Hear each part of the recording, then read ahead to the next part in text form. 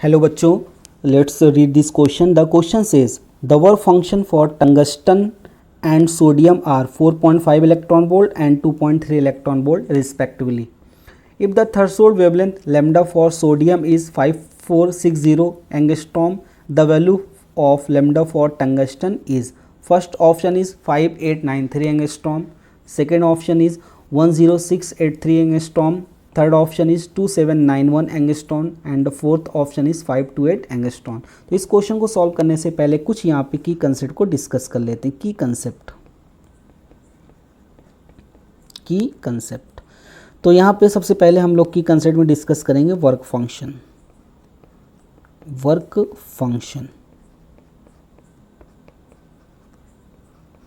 और work function के यहाँ पे किससे रिप्रेजेंट कर रहे हैं, फाई नॉट से।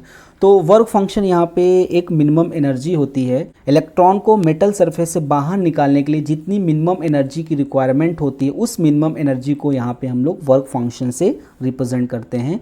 तो वर्क फंक्शन की यहाँ पे जो यूनिट होती है वो इलेक्ट्रॉन वोल्ट होती है।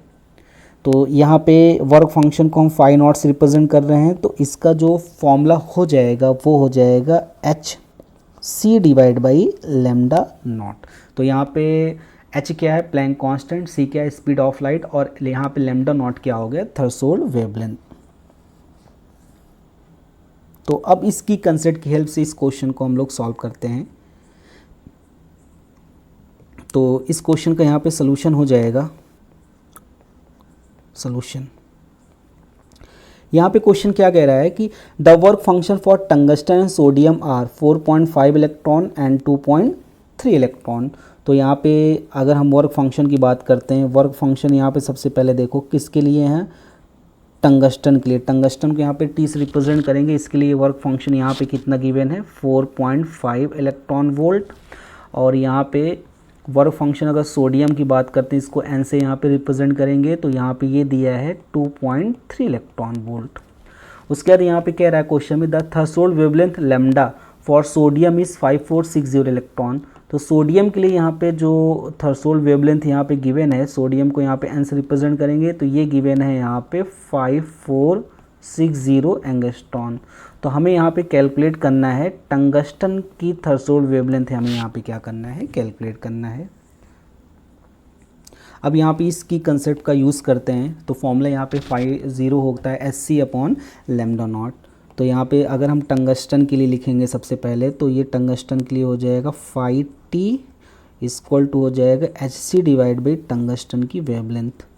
उसके बाद अगर यहाँ पे हम सोडियम के लिए लिखेंगे तो 5N ये हो जाएगा H C divide by lambda N. तो अब दोनों को हम यहाँ पे डिवाइड कर देंगे, तो ये वाला इससे डिवाइड कर देंगे, तो यहाँ से एच सी और एच सी यहाँ से कैंसिल हो जाएगा, तो 5T डिवाइड बाई 5N।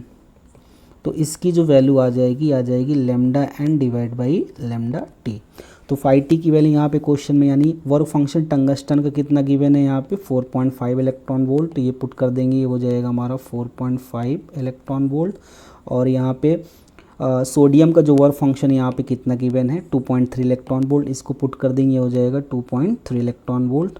तो हमें सोडियम की यहाँ पे थ्रेशोल्ड वेवलेंथ गिवन है, कितनी है 5460। तो ये वैल्यू यहाँ से पुट कर देंगे, कितना हो जाएगा ये 5460 एंगस्ट्रॉन डिवाइड बाई टंगस्टन की वेवलेंथ, यानी टंगस्टन की वेवलेंथ हमें यहाँ पे कैलकुलेट करनी है। एक टंगस्टन की जो वेवलेंथ हो जाएगी लैम्डा टी इक्वल टू, तो अब यहाँ पे इसको क्रॉस मल्टीप्लाई कर देंगे, तो ये हो जाएगा 5460 into 2.3 divide by 4.5।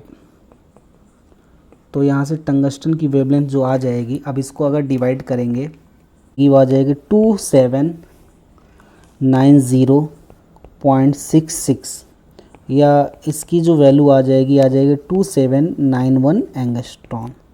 So final answer is lambda T threshold wavelength of tungsten is equal to 2791 angstrom, and third option is the correct option. Hope you understood it well. Best of luck.